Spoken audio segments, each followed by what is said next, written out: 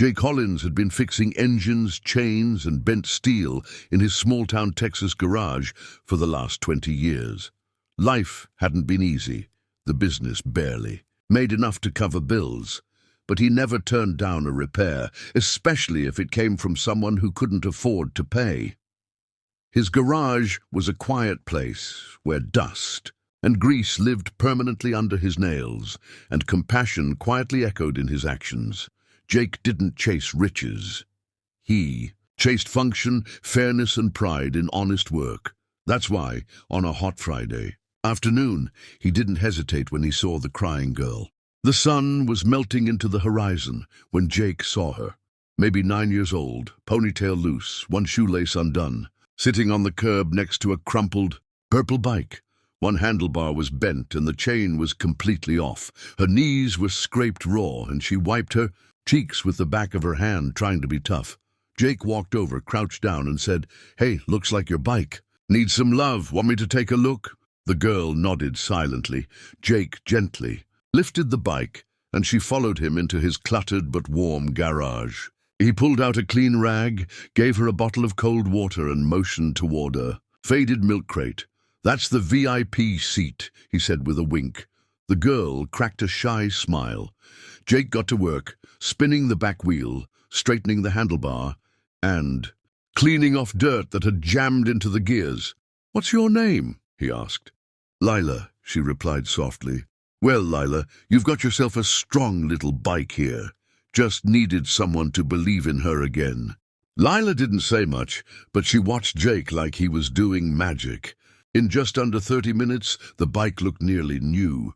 Jake had even found a pair of old training grip pads he added to the handlebars.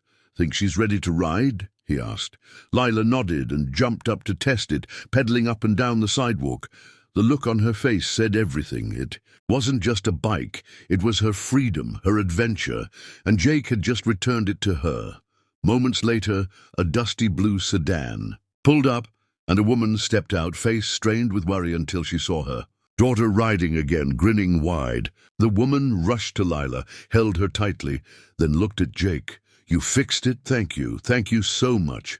I didn't have the money to get it looked at. I was going to figure something out next week." Jake smiled and waved it off. "It's just a bike, Mom. Kids need to ride. That's all that matters." She offered her name, Claire, and insisted he take at least $10, but Jake refused. "You take that girl home and let her ride again tomorrow. That's all. The payment I need." He watched them drive off, heart warm and full. Jake never expected to see them again. Life went on as usual. He fixed brakes, replaced belts, tuned up lawnmowers, and swept the oil stains from the concrete floor. Every night before locking up, he didn't do good deeds for recognition. He did them because it was right. But 2 days later, a sleek black Cadillac Escalade pulled into his gravel driveway. Jake looked up from under a hood, wiped his hands, and squinted as the rear door opened. Out stepped Lila, her mom Claire, and a tall, sharply dressed man in a dark suit and aviator sunglasses. Jake was caught off guard. The man extended a hand. "Jake Hollins?" Jake nodded. "I'm Warren Blake, CEO of Omnitrans Logistics." Jake blinked, unsure of what was happening. Claire smiled and Lila gave Jake a hug. "You helped your daughter. I don't forget people who show kindness when there's nothing in it for them." Warren looked around the garage. Tools hung neatly on old boards, fans buzzing weakly in corners, and a cracked fridge humming in the back. "May I come in?" Jake led them inside, still unsure what this visit meant. Warren's eyes took in every detail. "I started with a truck and a map," Warren began. "Built this company from the ground up. I know grit when I see it." Jake shifted uncomfortably but listened. "Claire is my sister-in-law. Lila's my niece. When I heard about what happened, I wanted to meet the man who helped without asking for anything." Jake shrugged. "It was just a bike." Warren smiled. "It was a child's spirit.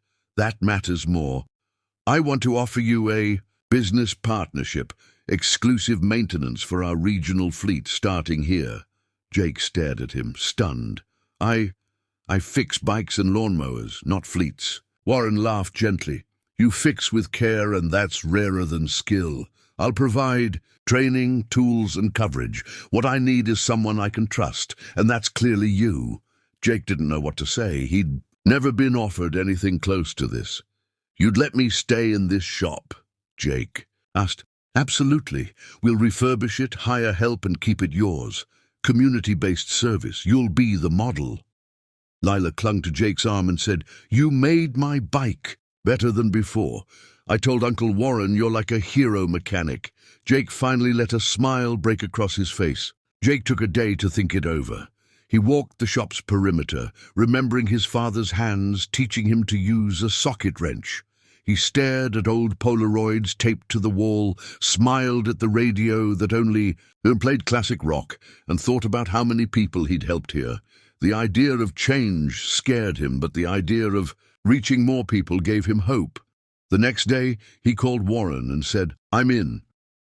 Within weeks, the garage was transformed. New lifts, computerized systems, better lighting, and a new sign. Hollins and Omnitrans Repair. Local heart, national reach. Warren stayed true to his word. He sent training crews to teach Jake the latest fleet systems. He hired 2 local teenagers Jake had mentored over the years. And every Saturday, Lila visited the shop, parking her now decorated purple bike right by Jake's workbench. She often brought cookies or lemonade, sitting cross-legged on the VIP crate. Jake began mentoring her in mechanics too, letting her twist bolts or replace grips. She caught on fast, and the shop buzzed with life like never before. Jake no longer worked just to survive. He worked with purpose, backed by gratitude, not just gears. The local paper caught wind of the transformation and ran a front-page story. Mechanics' kindness fuels business. Boom! Jake's photo in grease-stained overalls, smiling beside Lila, warmed hearts across town. People stopped by, not just for repairs, but to shake his hand. A veteran dropped off a lawnmower just to say thank you. A teacher brought her class by for a tour. Jake's humble garage had become a symbol of what doing the right thing could build.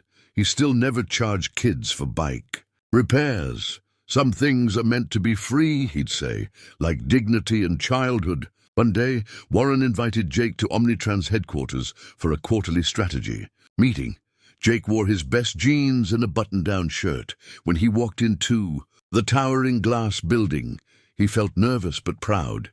Inside the boardroom, filled with executives, Warren introduced him as the reason we started the Community Roots Initiative. Jake stood, shared his story, and simply said, I didn't fix that bike expecting anything. I just didn't want a kid to go home sad. The room gave him a standing ovation. Warren leaned over and whispered, You're about to become a legend in this company. Later that evening, as Jake sat on the patio of a modest hotel Omnitrans booked for him, he sipped sweet tea and watched the sunset. His phone buzzed.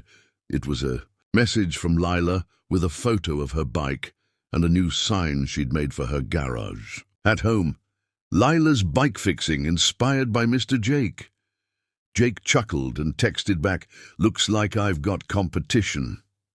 He never dreamed one moment of kindness would lead to all this. But in his heart, he knew he wouldn't change a thing.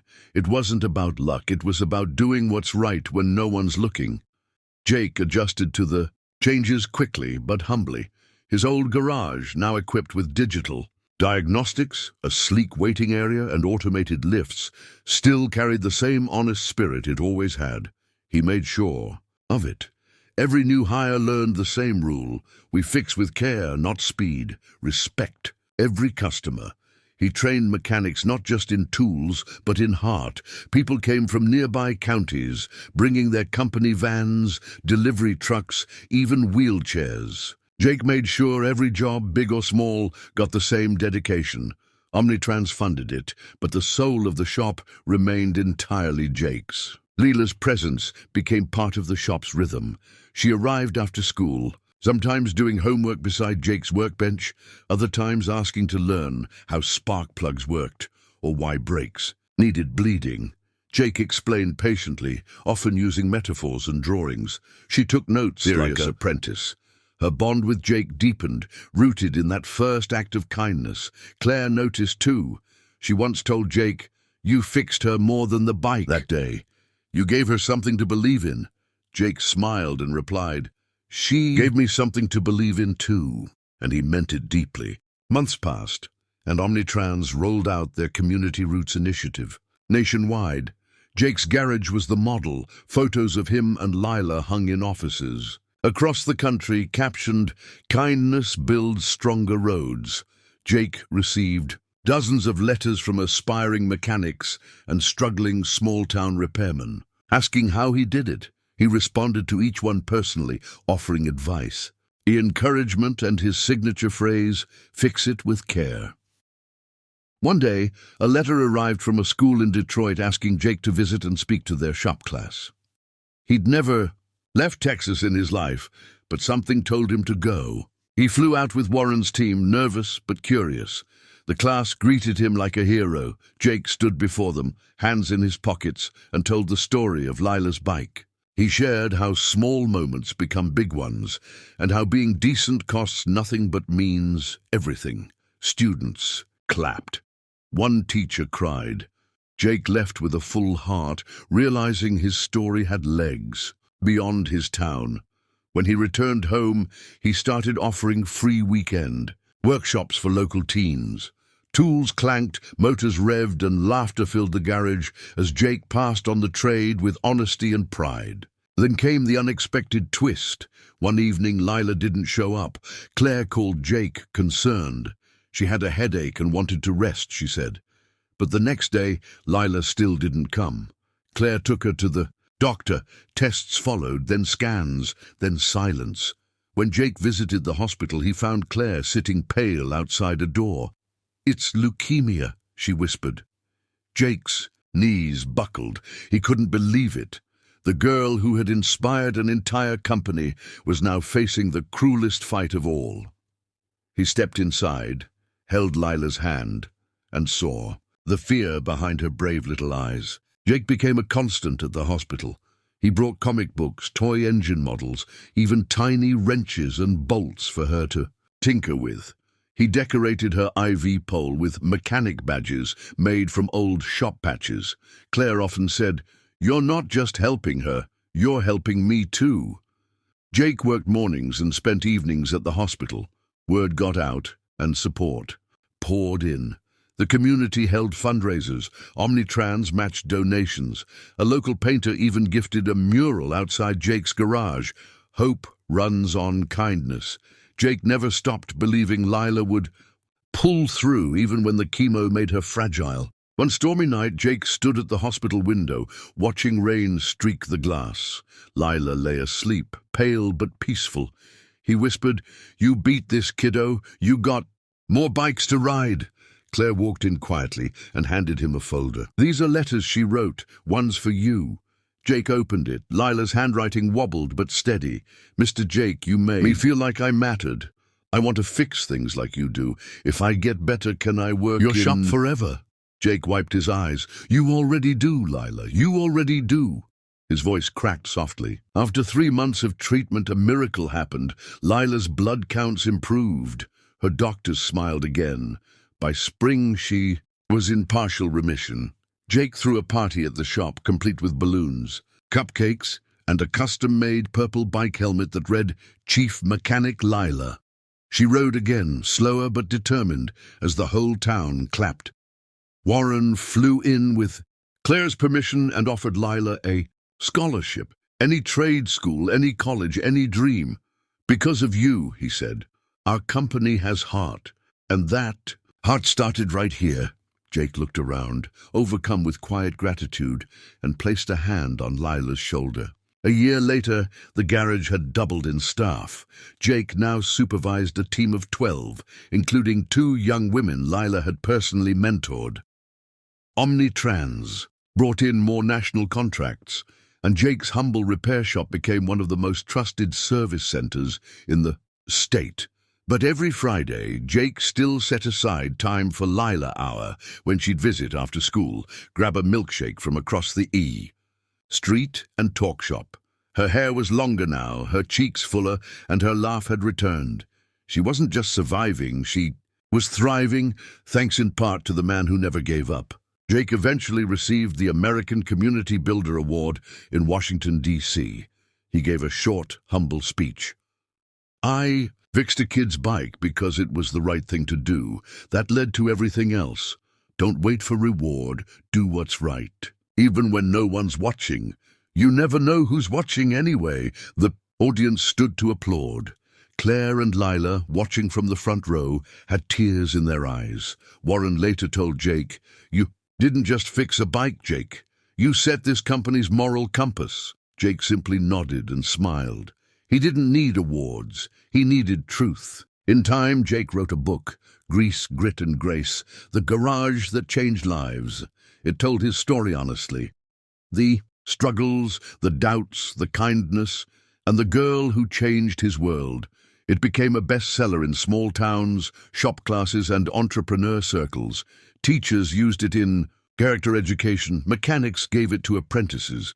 One reviewer wrote, "This isn't a book about tools, it's a book about transformation." Jake laughed at that. "Guess that's what we all are, fixers of broken things, even the things we can't." See? He donated every dollar from book sales to children's hospitals and trade schools. On the 5th anniversary of fixing Lila's bike, Jake organized a community bike build. Hundreds of volunteers gathered at his shop and assembled bikes for foster children across the state. The event was massive.